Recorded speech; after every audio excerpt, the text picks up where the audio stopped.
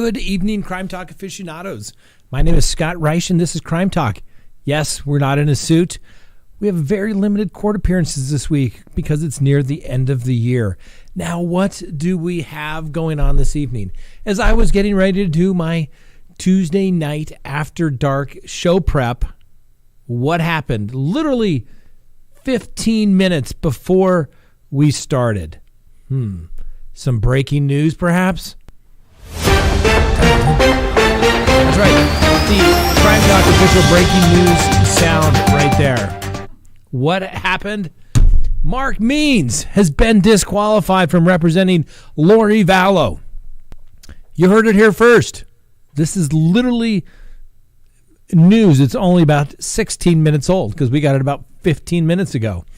And it just shows you that we tried to bring you the most up-to-date news as it relates to ongoing criminal cases and true crime cases as it happens. And I'm telling you, how many times has something dropped literally minutes before we go on the air on our Tuesday night show? Yes, that's right. Mark Means has been disqualified. And you may ask yourselves, why, Scott? Because you raised this issue over a year ago. Frank, can you cue up that video and play the video where I said Mark Means should be disqualified a year ago, at least over a year, almost 2 years ago, right? Almost 2 years ago. Yours truly said there should not be a Mark Means on this case. I think he has a conflict of interest. Let me know when you're ready to roll that video, Frank. The amount of resources that can be saved in order to allow that to happen, and given that I represent her husband, Chad Daybell, in the event that there's an issue there. Mr. Means, have you ever represented any of the alleged co-conspirators that are set forth in the criminal complaint? No, Your Honor, other than Mrs. Daybell. Well, there you have it. We've had that one queued up. We've had that one for a while because when it happened, I was like, did I just hear that right? Particularly when he made the representation to the court that he had not had represented any of the alleged co-conspirators, i.e. Chad Daybell. So let me read part of this order, and I apologize for having to read it, but it was sent and we tried to print it out and it's a little fuzzy. And I don't have all of it. Basically, I'll just read it to you from what I have so you don't think I'm making this stuff up. We don't make stuff up. At the outset, this court has considered and reviewed the finding of facts entered by the magistrate on July 31st of 2020 in case CR 22-20-838 and determined those findings to be accurate. As those findings were made in a sealed document and the court having found that good cause exists to disseminate portions of that document in consideration of this decisions, the magistrate's findings are included herein verbatim. 1. Lori and Chad were married on November 5th, 2019. At the time of their marriage, Lori Vallow had 2 minor children, Joshua J.J. Vallow and Tylee Ryan. On February 20th, 2020, Lori was arrested in Hawaii with 2 counts of felony desertion of a child, as well as a misdemeanor charge of resisting, obstructing an officer, solicitation of a crime, and contempt of court under Madison County jurisdiction. Rexburg law enforcement took Lori into custody on March 4th of 2020. Lori retained Mark Means, exact date unknown. The court continues. On March 21st, 2020, Chad retained Mr. Pryor, who works in the same building complex as Mr. Means. That's an office sharing situation. That is not uncommon for professionals to do that, particularly if you're a solo one-man show. You lease space and you get the appearance of a much bigger, office, so to speak, without having to cover all the overhead yourself. Then on March 24, 2020, according to Mr. Pryor, on March 31st, 2020, according to a document submitted, Lori and Chad signed a conflict of interest waiver. Now, we'll talk about that in a second. It says, on April 28, 2020, Mr. Means posted the following on Twitter. Please note that this office, notice being provided by other means as well, represents Mr. Chad Daybell. If an agency, investigative authority, etc., wishes to contact my client, please contact my office directly. On April 28, 2020, Mr. Means sent a press release stating the following. Please take notice that this office represents Mr. Chad Daybell. Please direct all requests for communications/statements of the like to this office. On April 28, 2020, Lori and Chad had a visit via telephone/tablet in the Madison County Jail. During this conversation, Chad stated, Mark Means is my attorney. Chad alluded he had shared confidential information with Mr. Means that Chad believed would be covered by attorney-client privilege. The video recording also suggests that Chad believed he would not have to testify against Lori if Mr. Means represented them both. On May 2nd, Mr. Means told the court during a bail reduction hearing in Madison County for Lori that he represented both Lori and Chad. On June 9th, 2020, a search warrant was executed on Chad's property. During the search, Chad called Mr. Means before calling Mr. Pryor. Based on the finding from the search warrant on June 10th of 2020, Chad was charged with 2 counts of felony destruction, alteration, or concealment of evidence under Idaho Code 18-2603. These charges were amended on June 30th, 2020, include 2 felony counts of conspiracy to destroy, alter, and conceal evidence. Lori was listed in the criminal complaint as a co-conspirator. Lori was charged with 2 felony counts of conspiracy to destroy, alter, conceal evidence. On June 29th, Chad was listed in the criminal complaint as a co-conspirator. This court has made additional inquiries and reviewed facts set forth in the record in this case since the time of the magistrate's finding, and therefore, in addition to the magistrate's findings, considers the following. On February 20th, Vallow was arrested and charged with 2 counts of felony desertion of child misdemeanor. Vallow was represented by blah, blah, blah, blah, blah. Let's get on to the good stuff. Where was it? Basically, the court finds that there is a conflict of interest that is not waivable. It says, finally, the very actions taken by Mr. Mean raise questions about his ability to continue his representations of Vallow.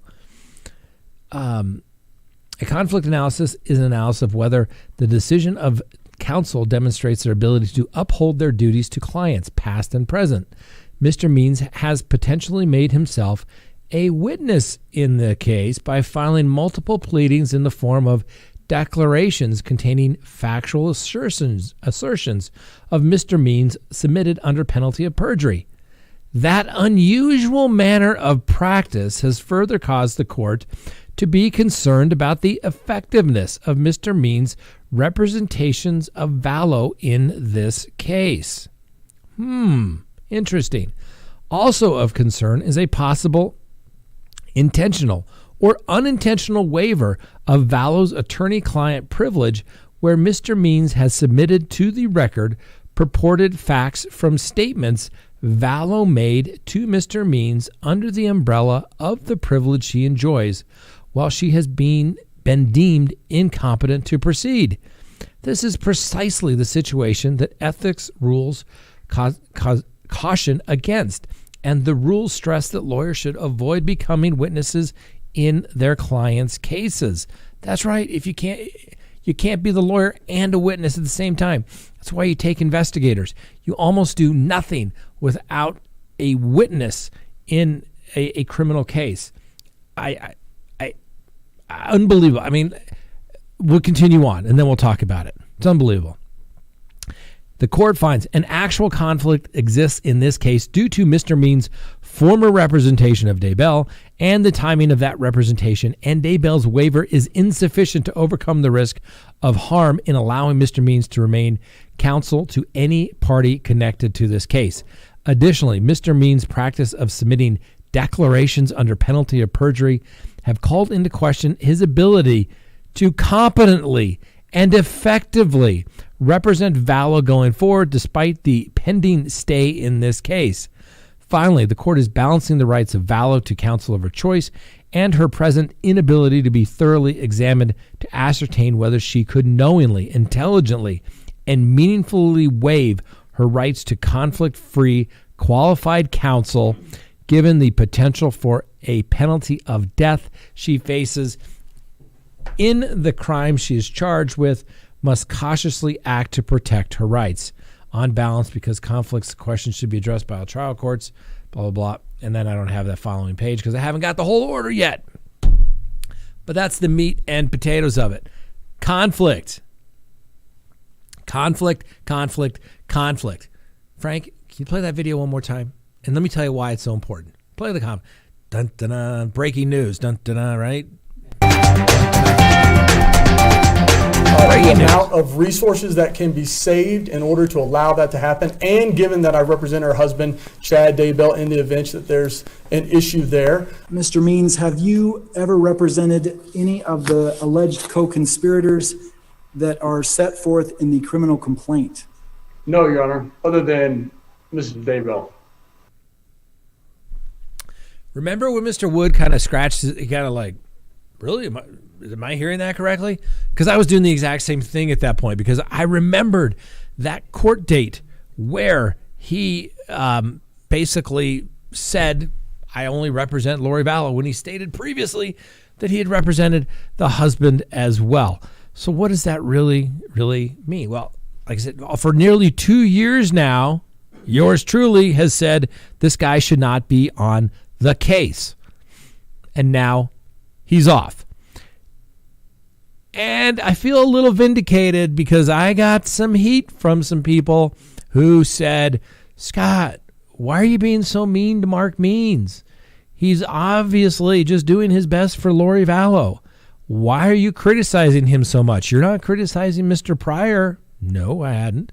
You haven't criticized Mr. Archibald, have you? No, I had not. Why? Because they weren't filing frivolous garbage motions that should never be filed in a criminal case.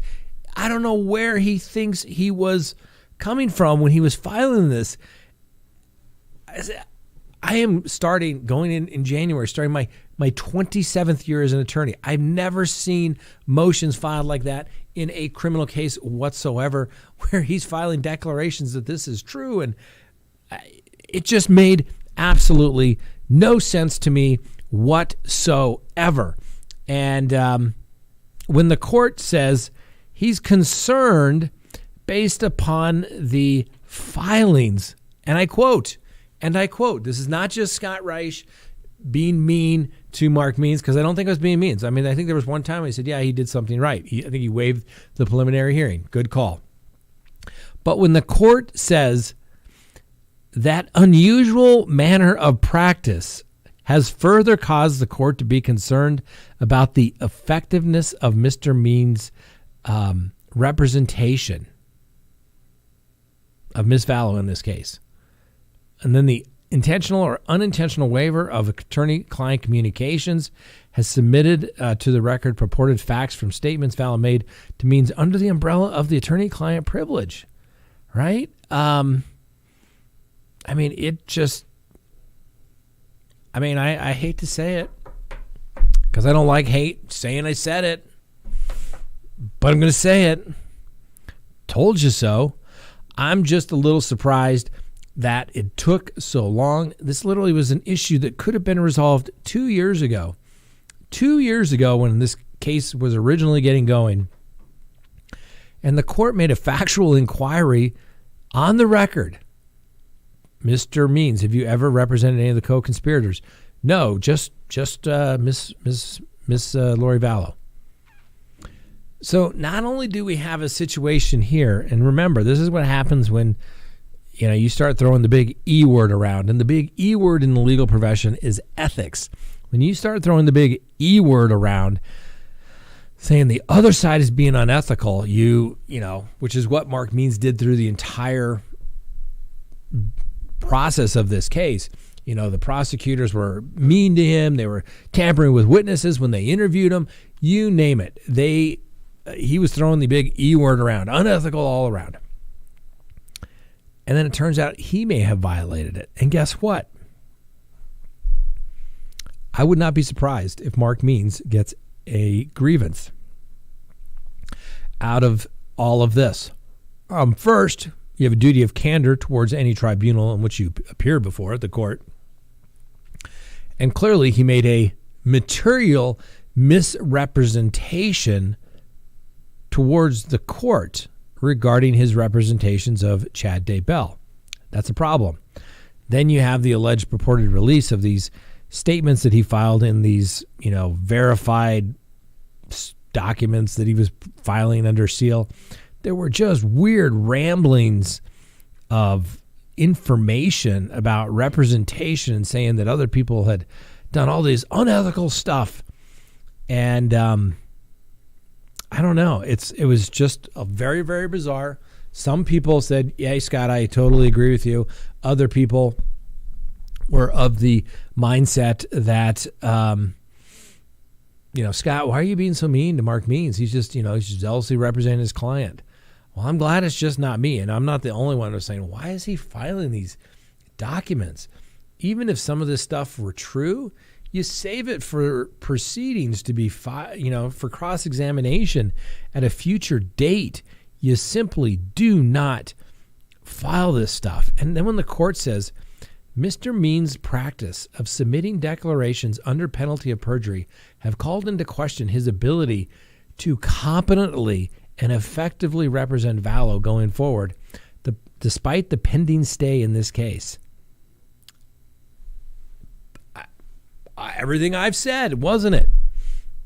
Everything I had said that I brought to you and said, hey, this is just not the way things are done in the practice of criminal law. I don't care where you are. I was just literally shocked every time he filed a motion. I mean, he filed a motion and I was like, what the hell is he doing? Hell, we even put up that meme about every time Mark Means files a motion, big headache. But, it was great entertainment and certainly provided a lot to discuss. So I am simply, I'd like to say that I'm vindicated, that all my concerns have finally come out and the court has dealt with them and they have agreed with my analysis just 2 years too late.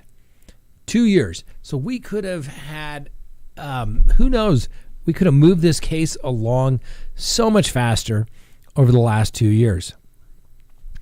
And this is probably the best thing for Lori Vallow. Obviously, the court, on its own motion, appointed Mr. Archibald, who is a death penalty qualified attorney, one of the few there in eastern Idaho. And that's huge, obviously. Mark Means was not qualified. The court must have already had concerns up to that point, which, once again, those were concerns I had as well. When you have an attorney whose first real criminal case is a, potential death penalty case, yeah, you don't do that. That's not the case you want to go practice on, learn on. And I said my advice to Mark Means would have simply been to sit down, shut up, and carry Mr. Archibald's briefcase. So I just think it's great. And for those who joined us a little late, I mean, this is great. Mark Means disqualified from representing Lori Vallow in any of her criminal matters because there is a conflict based upon the fact that he also represented Chad Daybell. And apparently Chad Daybell was under the impression that basically, nobody could testify against him if they represent both people, which is completely wrong. And here's the thing, ladies and gentlemen. We're not talking about a civil case where everybody's all on the same side and you got companies and, all the same people and they're all similarly situated. In a criminal case, it is unheard of for somebody to represent both parties. You just do not do it. I've seen it where people have tried to do it and they're like, well, Judge, we got a waiver through independent counsel and they were made aware that there's a potential conflict. And if a conflict arises, at some point I'll withdraw. Most judges are like, yeah, we're not doing that. We are not doing that. We are going to, not in my courtroom. Everybody's going to get separate counsel. And you counsel that's qualified, that's probably received information, that was protected by either party, and you're not going to be on this case either. So that's where, you just don't do it. I have people come in all the time. It's like, hey, we've been charged, my buddy, my friend. Okay, I'm not going to talk to person over there, your buddy. I'll talk to you, and we'll get them an attorney, okay? Can't represent both people. And people are like, well, yeah, but won't it save money? Yeah, it doesn't work that way, because the attorney has a duty and obligation only to zealously represent their client, okay? And people don't, they don't, what's the word I'm looking for? Some people just don't get that you can't just do that. You only get to represent one client, because your oath to your client, your duty to your client is, hey, you don't care who else goes down because of this, who you got to basically, whatever is in the best interest of your client. And you can't, the old thing, you can't represent two masters, that kind of thing. So yeah. Let's see here. It looks like we got another motion. Order authorizing disclosure of sealed information.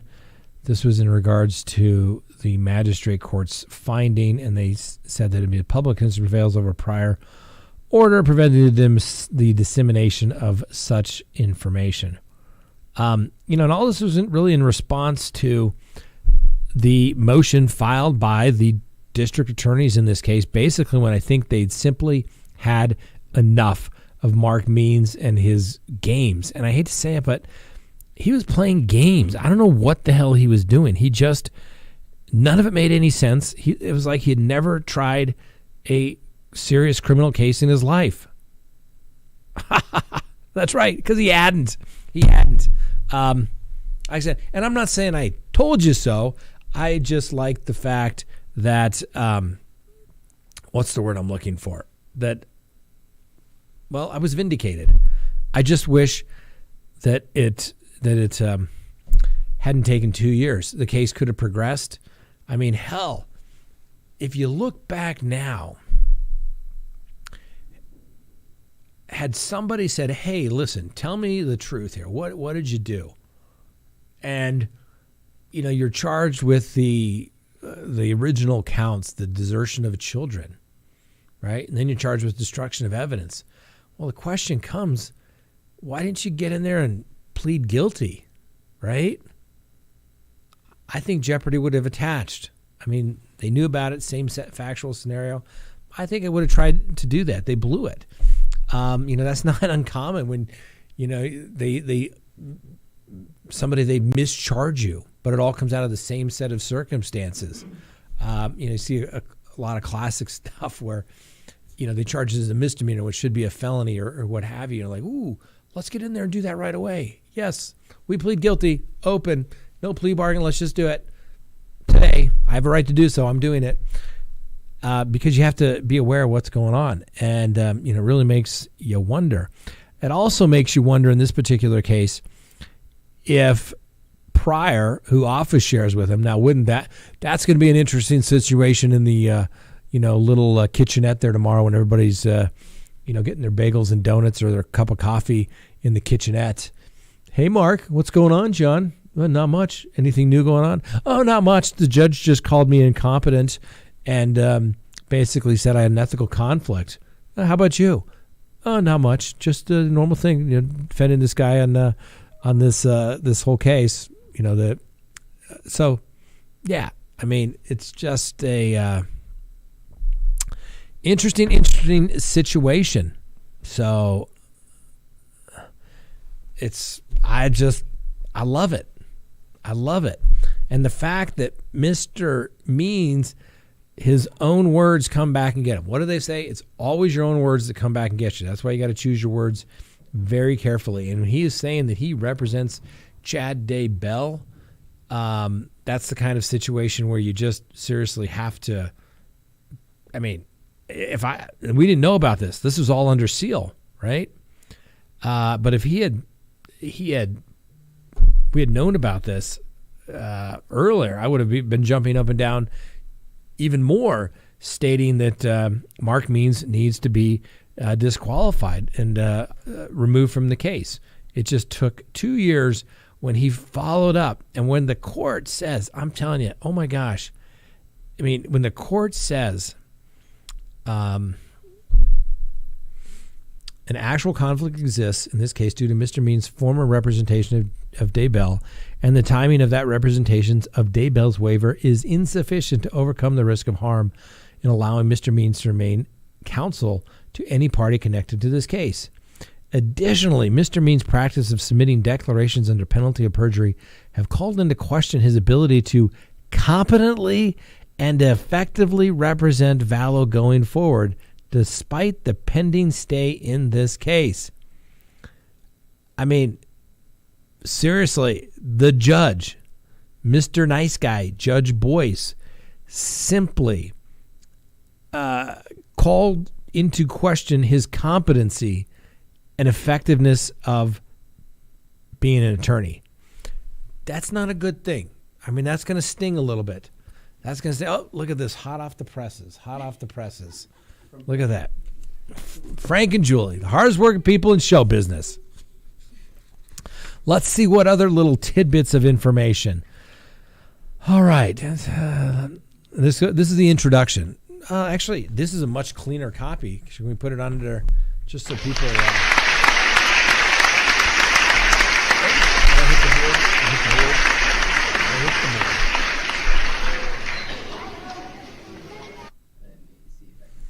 All right, let's see if we can do this. We can't do a split screen, can we? Oh, see, Frank can do everything. See, this is why... Boy, this is like the best Christmas gift ever tonight, isn't it? Yes. Hold on. Is this on? Do I need to turn this on? Let me... That's on. It's on? Okay. Do I need the light on? All right, hold on, ladies and gentlemen. This is all the big buildup, the suspense. Just so you do not think that I am making any of this stuff up, right? We like to show you what's really going on here.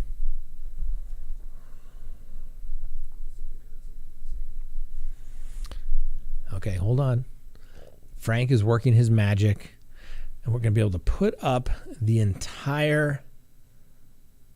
Can Mark Means still see Lori?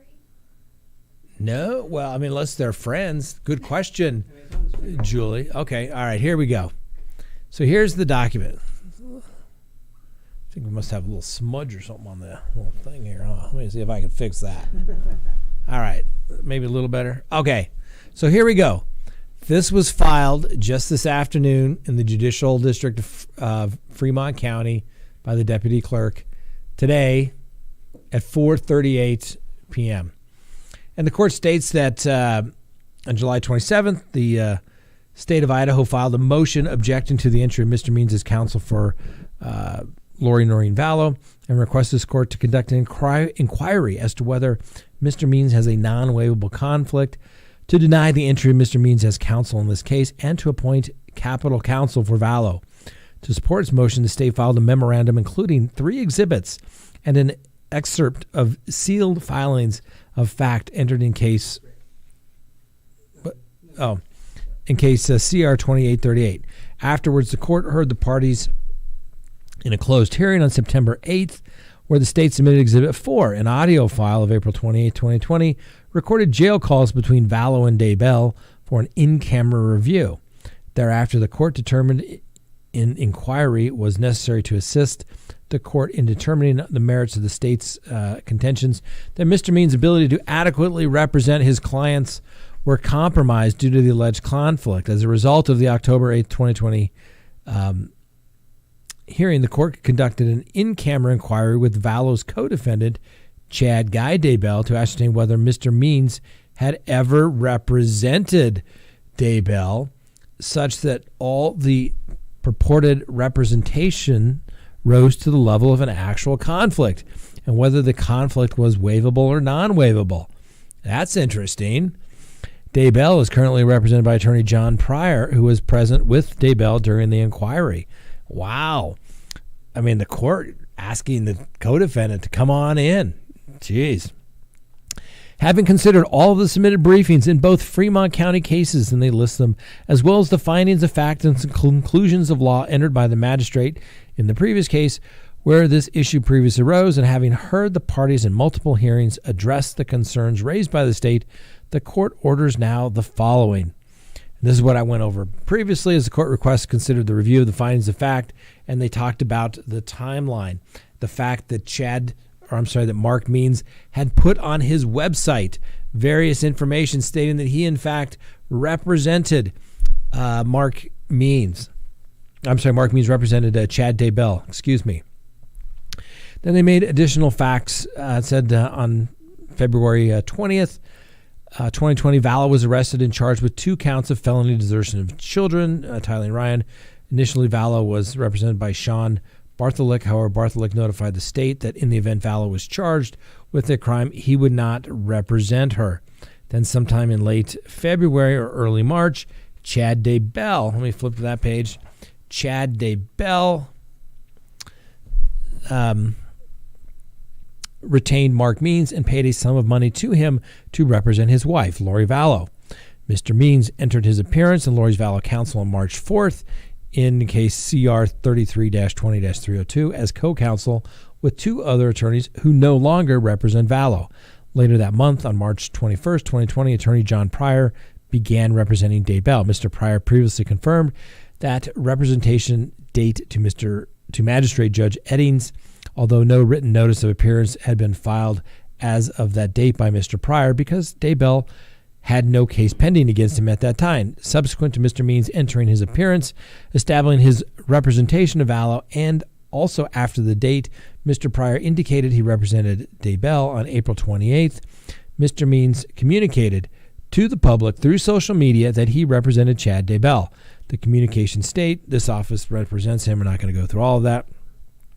Further, Mr. Means emailed Prosecutor Rob Wood asking him to provide a press release stating that Mr. Means represented Chad Daybell and to direct investigation efforts related to Daybell or Vallow to him. Mr. Means also published press releases in the camera inquiry. In its in-camera inquiry, the court also received a phone call recorded from the Madison County Jail. The call demonstrates that on April 28, 2020, Daybell and Vallow spoke to one another while Vallow was in custody. During the phone call, Daybell indicated that Mr. Means was Daybell's attorney, and Daybell also knew that Mr. Means was concurrently Vallow's attorney. That Mr. Means represented Vallow at that time. It is also clear, as noted by the previously referenced notice of appearance filed in the case, Daybell also stated he was eventually going with the other guy, ostensibly referring to Mr. Pryor. After that call, on or about May 1st, 2020, a bail hearing was held in Vallow's case. At that hearing, Mr. Means represented to the magistrate judge that he represented Daybell as well as Vallow. We've been playing that video for 2 years now, wondering why that wasn't going to be done. Thereafter, on June 9th, 2020, a search warrant was executed on Daybell's property that led to the location and recovery of the bodies of Vallow's 2 children.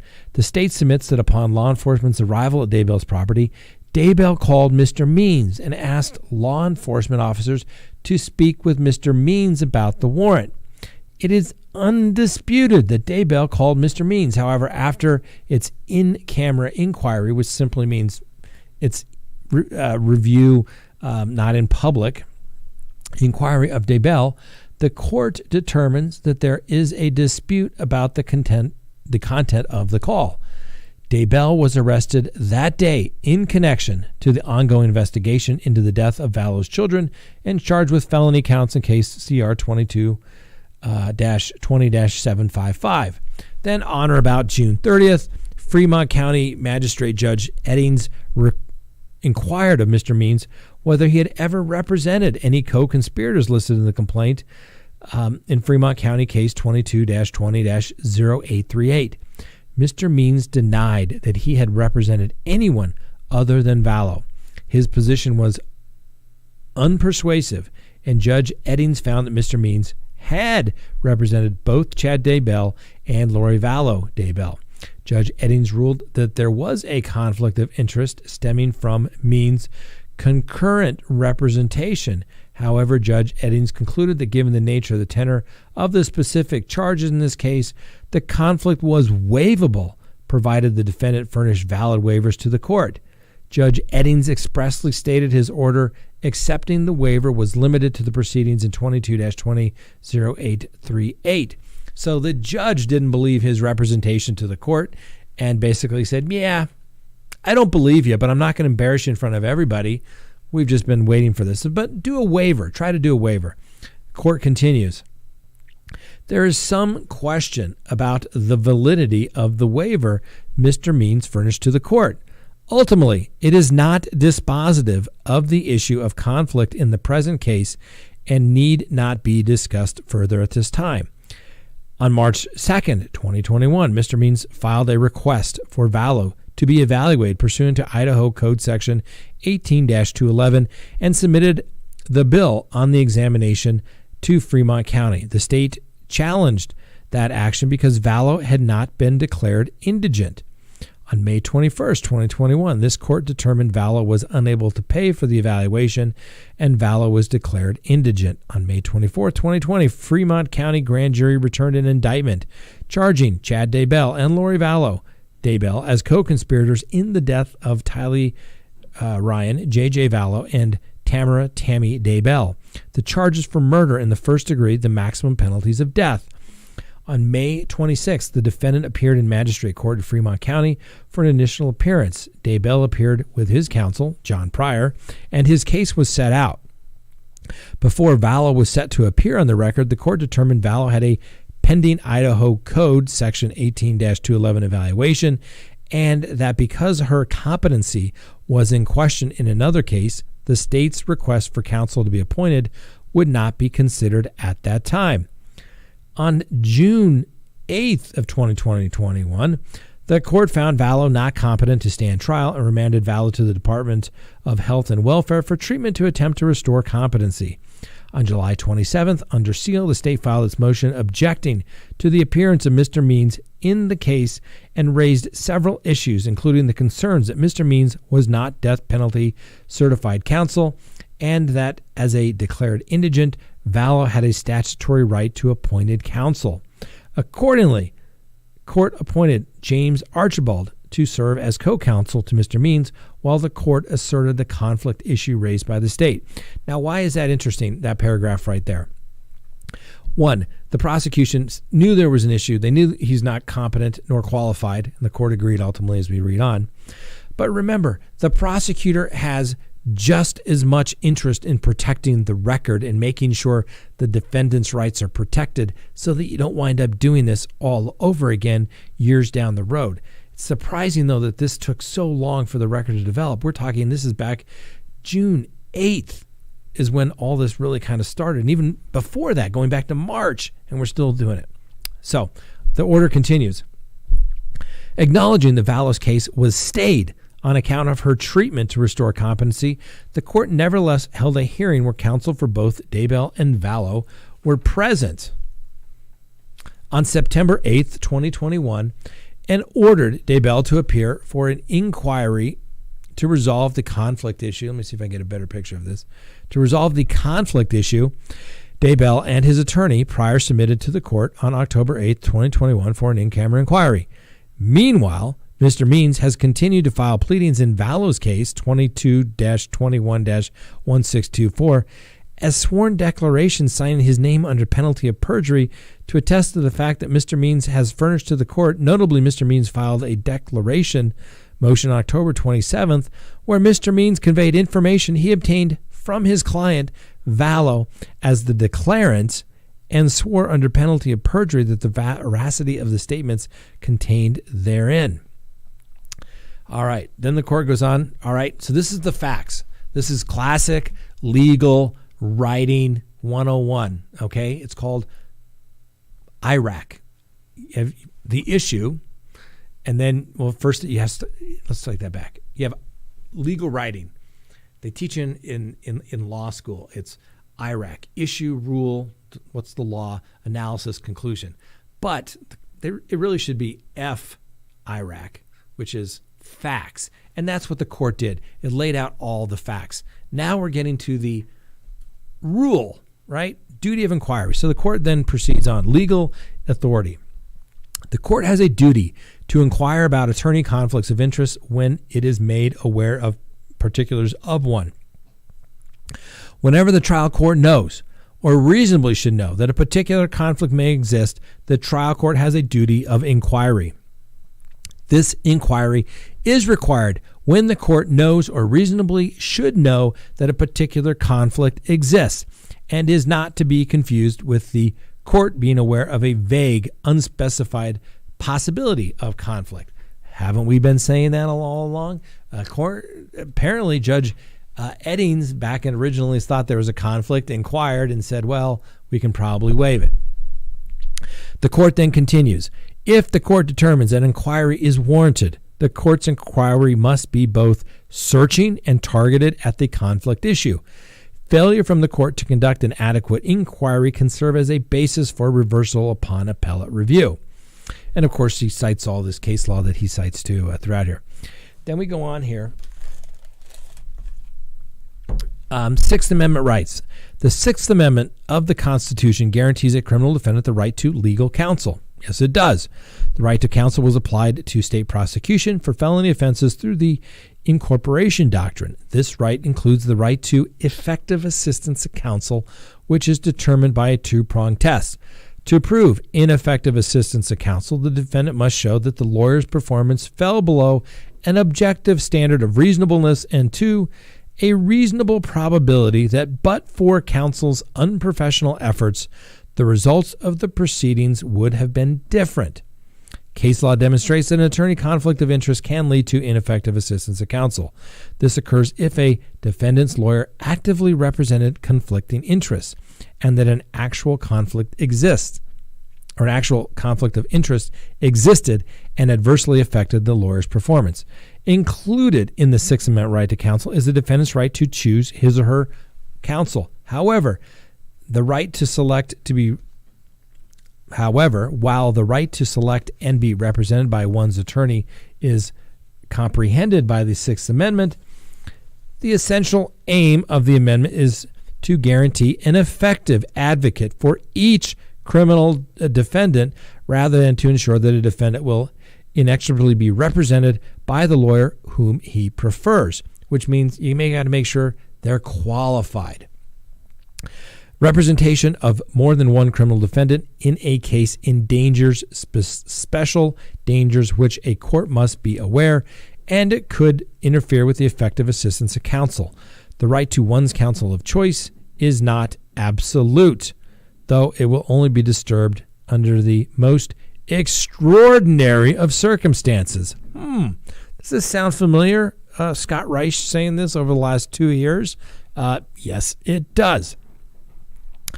Thus, this court recognizes the defendant has a Sixth Amendment right to counsel and presumptively the right to counsel of her choosing. However, the court must also balance this right with the right of effective counsel, which can be threatened by an attorney's conflict of interest, as well as effective administration of justice through a fair and orderly proceeding. Then the court goes on to describe what the hell is a conflict of interest? A decision to grant or deny a motion to disqualify counsel is within the discretion of the trial court. The moving party has the burden of establishing grounds for the disqualification. Where a motion to disqualify comes not from the client or former client of the attorney, but from an opposing party, the motion should be viewed with caution. Rule 1.7 of the Idaho Rules of Professional Conduct states, a lawyer shall not represent a client if the representation involves a concurrent conflict of interest.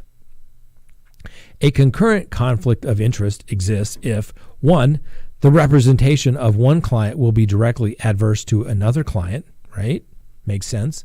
Or there is significant risk that the representation of one or more clients will be materially limited by the lawyer's responsibility to the other client, right? Can't serve two people. A former client or a third person, or by the personal interest of the lawyer. Now, Rule 1.7b states that even if a concurrent conflict of interest exists, a lawyer may represent a client if the lawyer reasonably believes that the lawyer will be able to provide competent and diligent representation to each affected client. The representation is not prohibited by law. The representation does not involve the assertion of a claim by one client against another client represented by the lawyer in the same litigation, another proceeding before a tribunal, and each affected client gives informed consent confirmed in writing. That's a lot of stuff basically saying you owe duty to the client. Yeah, it's not prohibited, but mostly you see that in civil cases. Rarely, if never, you see it in criminal case. The court continues. To proceed forward, the court must determine whether it knows or has a reason to know that a conflict exists, whether an actual conflict of interest exists, and if the conflicts exist, is it waivable in the present case? Analysis. Death is different. Okay, I've said this too. We're not talking a simple case of a little traffic offense or DUI. We're talking a death penalty case. You want somebody that's had some experience doing some homicide cases, right? Maybe even a death penalty case under their belt. And that's why the court notes here, death is different, and cites the United States Supreme Court case law case. The duties of the trial court are many, but the overreaching duty is clear. Protect all parties' rights to a fair proceeding. Where capital punishment is a legitimate potential, the court's duty to protect a fair and orderly proceeding are unquestionable. The state has raised the issue of a conflict of interest in Mr. Means' ongoing representation of Vallow. The court has not taken these allegations lightly, nor has it been hasty to render a decision about the issue, instead conducting hearings, an in-camera inquiry, and striving in all aspects to render justice and protect the interest of all parties during these proceedings. Further, the case at bar is stayed pursuant to orders previously issued under Idaho Criminal Procedure 18-211 and 212 after determination that Vallow is currently not competent to proceed. Procedurally, this case is in its infancy, where Vallow has yet to be arraigned due to the incompetency finding and subsequent stay in the case. However, this case commenced with an indictment issued May 25, 2021, and thus the issue of a potential conflict has persisted for several months, notwithstanding the stay in the case. Further, while this case is currently stayed, the court has considered the regularity with which pleadings continue to be filed by the parties, and thus the court determines that the matter is ripe for determination at this time. Ooh, okay. This is basically, hey, this Means guy doesn't know what the hell he's doing. He's annoying. He's filing documents in the case that are stayed. Like, there's nothing to do at this point. She hasn't even appeared for an advisement, an arraignment. The court continues. The court has reason to know that a conflict exists. The state has, on several occasions, raised the issue of its allegation of a conflict and brought the issue to this court formally through a motion filed July 27, 2021. The court held hearings related to an issue and ultimately conducted an in-camera inquiry into what defendant Chad Daybell knew and or understood with respect to the possible conflict of Mr. Means' concurrent representation. Both defendants, Daybell and Vallow, through counsel, have acknowledged the issue, which was brought to the forefront of this case when it was determined by the court that an in-camera inquiry was necessary and was conducted. Thus, the court has well-founded reason to know that there is concern that a conflict exists. And just jumping back here, we talk about the whole legal writing analysis, fact, issue, rule. They cited all the rules. Now he's getting into the analysis, applying the facts to the law. The court continues. An actual conflict of interest still exists in the case at bar, as found by Magistrate Judge Eddings in a related case. This issue has been thoroughly addressed in an earlier case brought against Vallow. This court has also additionally analyzed the issue and reviewed the record in regard to the conflict issue. Taking all of that into account, the court finds that the record demonstrates that Mr. Means, in his capacity as a licensed Idaho attorney, represented Mr. Daybell between April 20th and June 20th. The record is also clear that Daybell and Vallow are now charged as co-conspirators with multiple felony counts, including charges of first-degree murder, and that Mr. Means is Vallow's current counsel of record. Finally, the indictment issued in CR 22-21-1623 and CR 21-1624 sets forth alleged overt acts relating to the alleged conspiracy between Daybell and Vallow that occurred on or between October 26, 2018 and June 9th of 2020, which time frame includes the time when Mr. Means represented Daybell. Thus, the court concludes that Mr. Means concurrently represented the co-defendant in those cases within the time frame of the alleged conspiracy. In previously determining whether there was an actual conflict of interest on account of Mr. Means' former representation of Chad Daybell, Judge Eddings held that given the fact that 1, the defendant had since retained separate counsel, and importantly, 2, that the charges contemplated in this case carried a maximum penalty of 5 years of prison and thus did not rise to the, quote, serious nature, end quote, where a defendant could not rationally choose concurrent counsel, that the conflict could be waived in that case. The record reflects that Judge Eddings questioned conflicting information provided to the court about the date of the waiver and whether they had been properly executed. Judge Eddings emphasized that an acceptance of the waiver, even as dubious, was expressly limited to the case before him, and that should be a subsequent case or subsequent charges be filed with more severe penalties, the waiver would likely not be honored and per se conflict would need to be addressed. Per se, obvious conflict. Thus, nothing has served to cure the actual conflict, which is carried into the present case based upon Mr. Means' concurrent representation of Daybell and Vallow and the timing of that representation. It is clear that the defendant's previous cases arose from some of the same facts and occurrences that the state has alleged to be the root of the pending murder charges in this case, which indisputably elicits a heightened scrutiny given the potential for the death penalty to be brought herein. Further, the defendants were charged together in a single indictment in their pending cases and both charged as co-conspirators. 3, the court continues, paragraph 3. Given the maximum possible penalties associated with the charges in the conspiracy case, including the death penalty, the conflict of Mr. Means' former representations of Chad Daybell cannot be waived, and it triggers a per se ineffective assistance of counsel concern. Boom! Boom! Said it before. Said it 2 years ago. I said, why is this being allowed to continue? Like I said, the prosecutor has a duty to protect the record, to make sure the defendant also receives a fair trial. The judge also has to make sure that every side receives a fair trial. And so the prosecution was appropriate in bringing this motion to have Mark Means excluded as counsel. Let's read on what the court says in its order. The court is aware that both Daybell and Vallow proffered a waiver of the right to conflict-free counsel in 22-20-0838, where Judge Eddings found an actual conflict but permitted the waiver. However, the case now before the court are distinctly different and require new analysis.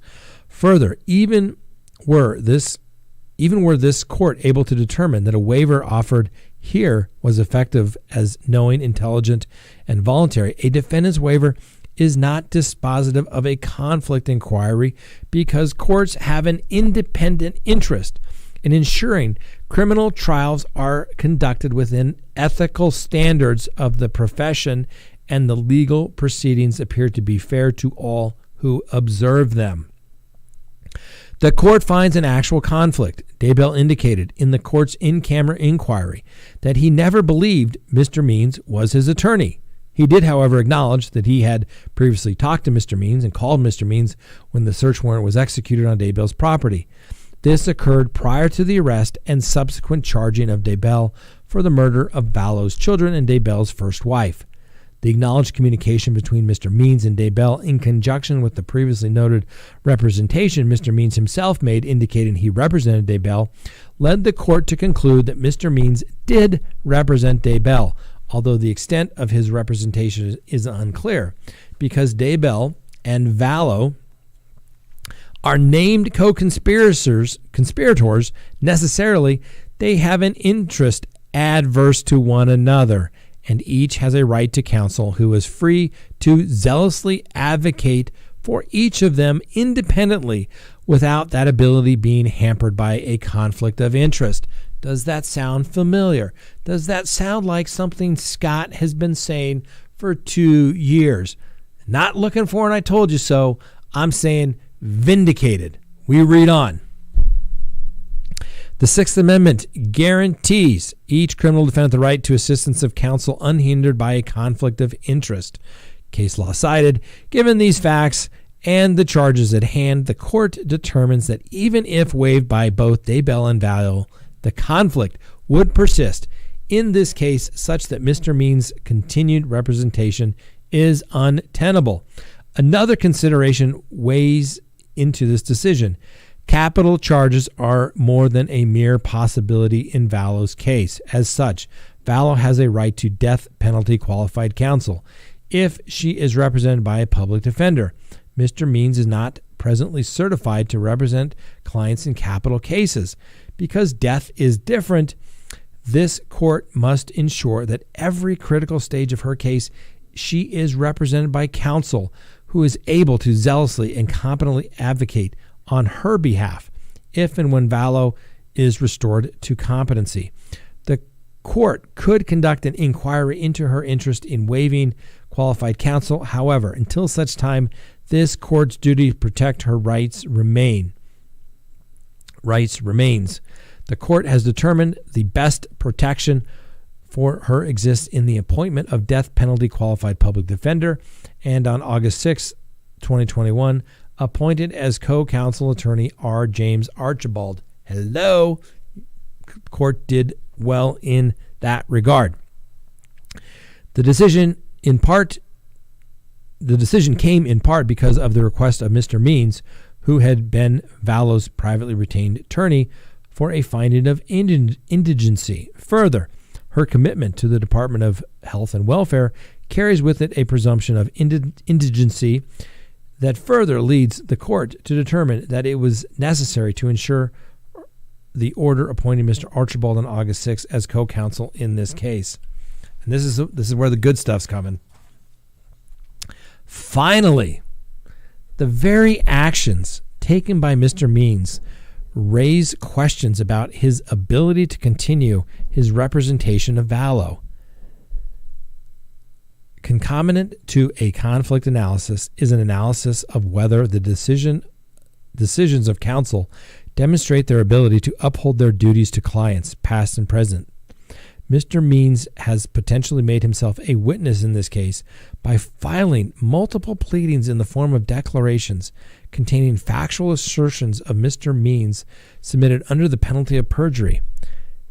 This is good. That unusual manner of practice has further caused the court to be concerned about the effectiveness of Mr. Means' representation of Vallow in this case.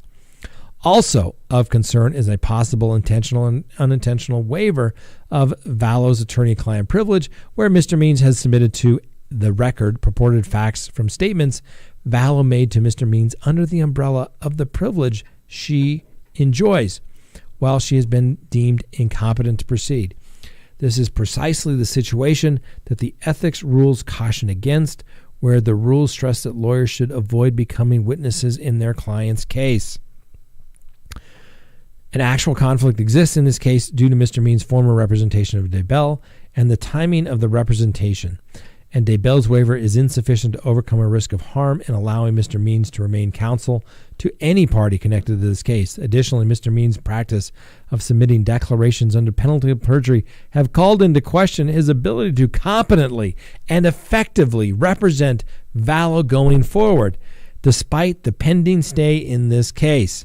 Finally, the court is balancing the rights of Vallow's counsel of her choice and her present inability to be thoroughly examined to ascertain whether she could knowingly, intelligently, meaningfully waive her right to counsel, right to conflict-free qualified counsel, given the potential of a penalty of death she faces in the crime she is charged with much cautiously act to protect her rights on balance, because the conflict questions should be addressed by trial courts on a case-by-case basis, where the court takes individual situations into consideration and determine whether the defendant's right to counsel threatened by competing interests. The decision of the court is to remove Mr.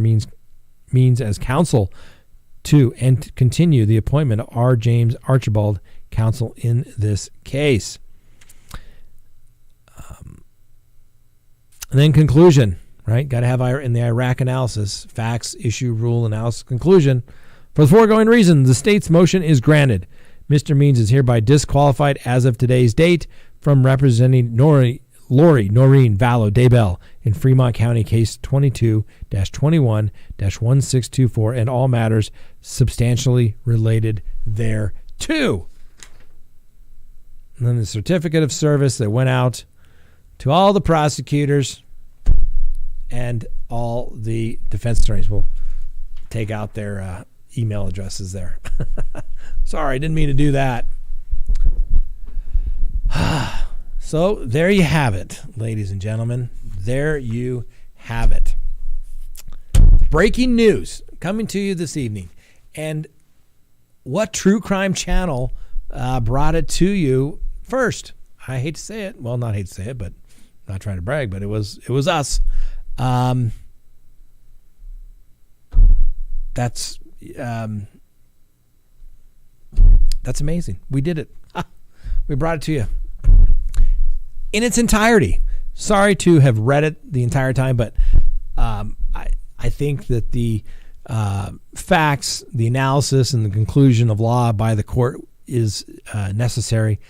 And it really raises all the issues that we've been talking about for 2 years. It goes directly to, there's a conflict. I don't see it as a waivable conflict. I don't think the court concluded it wasn't a waivable conflict either. And then on top of that, basically the judge says, I'm concerned about your competency. You have made yourself a witness by filing all this stuff saying this is factually true, and not having another witness to back it up. We've talked about this. This is why the other day we had, remember 2 weeks ago, we had Mark Carlson, an investigator for us. We don't do anything without an investigator. I don't go interview witnesses. I don't go retrieve documents.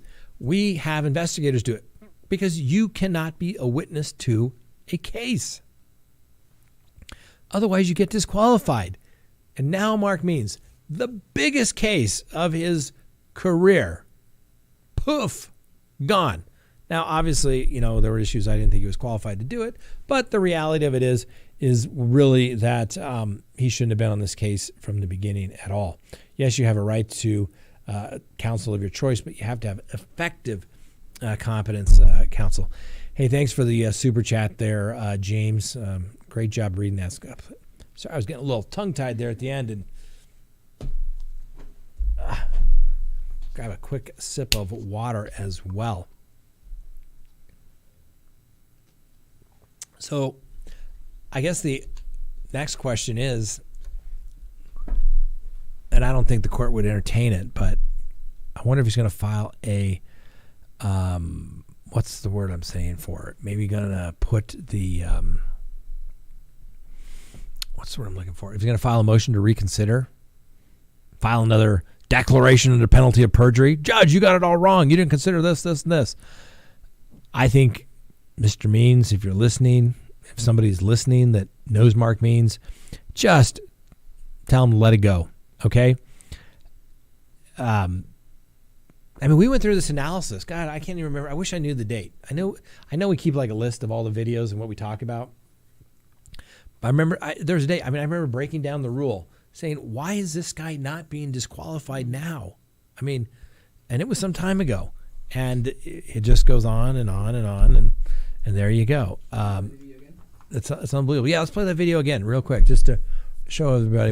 The amount of resources that can be saved in order to allow that to happen, and given that I represent her husband, Chad Daybell, in the event that there's an issue there. Mr. Means, have you ever represented any of the alleged co-conspirators that are set forth in the criminal complaint? No, Your Honor, other than Mrs. Daybell. Wow, right? Talk about a material misrepresentation. That's kind of stuff that can get you a grievance with attorney regulation there. And also, it could potentially raise a claim for malpractice against Mark Means, where Chad Daybell could say, hey, I want my money back. I want my money back. There was a conflict. I'm sure you could find an attorney that says, yeah, I would never have taken that. Be qualified as an expert witness. Under the rules of evidence, you have competing conflicts of interest. Under the rules 1.7, yep, never should have taken that case. You could file suit saying, I want my money back. Just saying. Maybe John Pryor needs a little more money for that death penalty defense. What do you think? I don't know. Wow. So, I had on my little prep sheet here, I had all this other stuff written I was going to do, and then all this news broke. Tuesday nights are great because we've had more stuff break on the Lori Vallow case on Tuesday. Must be something in the scheduling order or something out there.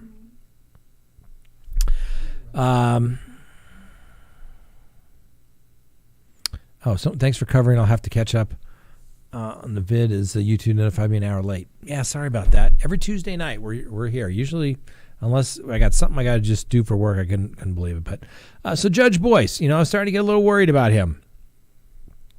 Not sure he had, what it could kind of take to do that, so to speak. Let's take a look at a couple of these questions here. Now, Scott, we know you love your told you so.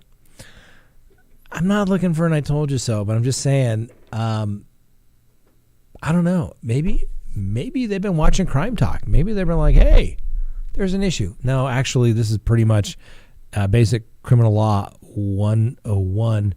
So they should have done it. Now, this was early on. T at via 01. So who disqualified him? The court. About this time, Scott, you were never mean, just speaking the facts. Mark did not know what he was doing in a criminal case. Yeah, and that's what. But I took some heat. Remember, guys? Remember Frank, Julie? I was getting. Why are you being so mean to Mark Means? He's just doing his best job, trying to make a living. Give him some respect. I mean, there was even at one point somebody came up with a page to. I think it was like Mark Means' page. Remember, like had my picture, and it turned me into a devil, and it was like a page from Mark Means. I don't know. We'll just see. Hey, Scott, have you ever heard there's been a body found near the area that Summer Wells? Nope, didn't hear that. Sorry. Let's try to keep it here. Let's see. Let's see if there's any more questions about it. I mean, it's pretty straightforward analysis. I think between the court's order and me trying to fill in the gaps, Mark Means disqualified T-shirt needed. That's true. We probably should do that. He was just mean. Now that excuse doesn't have to exactly. He doesn't have to go visit. I mean, unless he can't say, hey, I'm an attorney anymore. The best he could say is that I'd like to visit Lori Vallow. And my position would be, if I were Mr. Archibald, I would write Mr. Mark Means a nicely written correspondence, because lawyers don't write letters. We write correspondence. And the correspondence would say, Dear Mr. Means, as you know, you're in receipt of the court's order dated December 28th, 2021 at or about 4:38 p.m. And as you know, you are still a licensed practicing attorney. Please do not communicate with my client who is represented by counsel. You need my permission to have any communication with her whatsoever. Please do not do so directly. Please do it only through me. Because attorneys can't just go talk to people that are represented by an attorney. She is represented by counsel, Mr. Archibald, from here on out. So yeah, that's the way it goes. Mark Means disqualified. And wow, I had so much other stuff to talk about. I guess the question is, should we go a couple more minutes to talk about some of the other stuff, or should we just continue to talk about Mark Means, or do we go directly to our Patreon show?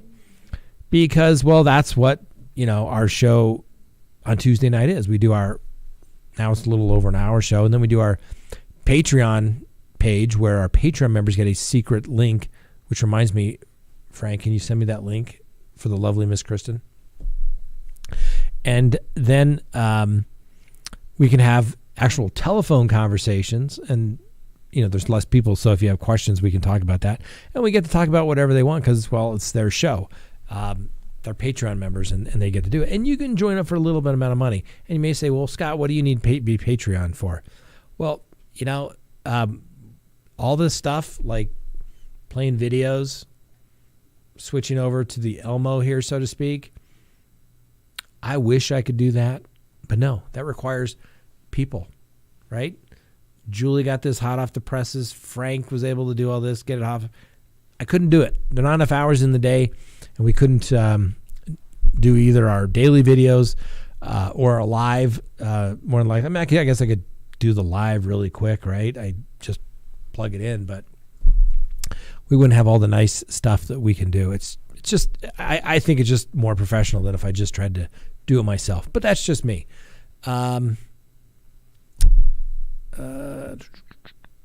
Scott, what's tomorrow's hearing? 10 a.m. Motion to quash or modify subpoenas ducis tecums.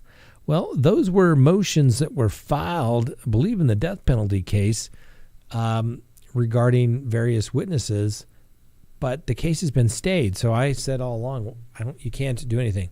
My guess it'll be vacated, and since the counsel that filed that stuff is no longer on, right, on the case, the new attorney would have to decide whether he wants to adopt those or not. My guess is he probably won't, or it would be continued to a new date. Melonbug, I wonder if this is why two other attorneys withdrew from the case. They saw the writing on the wall about Mark Means. We may never know for sure, but my guess is that would be something to do with it, I'm sure. Wouldn't you love to see a transcript? Wouldn't you love to see a transcript of that in-camera hearing between the judge and Chad Daybell? Well, I never really considered him my attorney, Your Honor. But I got a telephone call where you said you considered him your attorney. He's your main guy, right? Judge, you know how confusing things can get? You know how confusing these can get when you have all these cases going on and murder and death of children, etc. You don't really remember what I said. Well, fortunately, those jail calls, which is another thing, ladies and gentlemen, I tell this, jail calls are monitored. And we tell every client, don't talk about the facts of your case to anyone while you're in custody. They will roll on you. They will burn you. Trust me, I know it. I've represented those clients, okay? I know. It's just the nature of the business, so to speak. And you tell them, don't do it, don't do it, don't do it. Don't talk to anybody. Don't talk about the facts of the case on the phone with your loved ones. Talk about the weather. And I know, I get it. It's hard. You are in there for a particular reason, and the one thing you really want to talk about is why you're there, why you're not home, having a nice, loving Christmas and Happy New Year celebration with your family, right? Because you're in custody. But guess what? those calls are monitored, okay? They're monitored. They're recorded. Now, back in the old days, it was difficult to record jail calls. Like, they had all these things, and it was like reel to reel something. I mean, it was tough, right?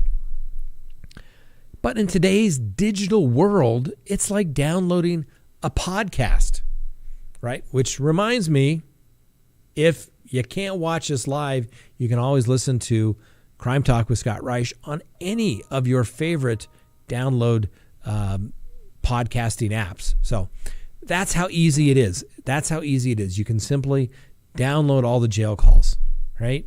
And when your attorney gets discovery and the prosecutor turns over all these jail calls, do you think they're turning it over because it doesn't help us? I mean, they have to, right?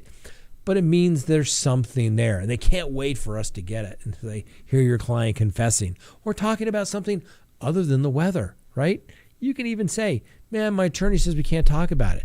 I've even told family members, don't talk about it on the phone. And the family members listen. They're like, I can't talk about it. But they always talk about it. And the defendant's own words are always the ones that come back and bite them themselves. Okay. Wow. We had a lot more to talk about. We may have to do it on our Patreon show. Can you believe that? Wow. We were going to talk about the 110-year sentence for the guy and how the court basically put it on hold, saying, I'm not sure we can do this just yet. Which, not saying I told you so, but I kind of said, I called it. I said, you can't do that. There's a statute. And the judge even said in the hearing yesterday for the trucker, this has never been done before, which is something that I said too. I've never had a prosecutor file a motion for reconsideration under the particular statute that is kind of a safety valve for the crime of violence sentencing statute. Never, ever, ever had a DA file a motion for it. And never, ever seen one where it's been granted. Now, maybe there's a case out there, but it certainly wasn't any of mine.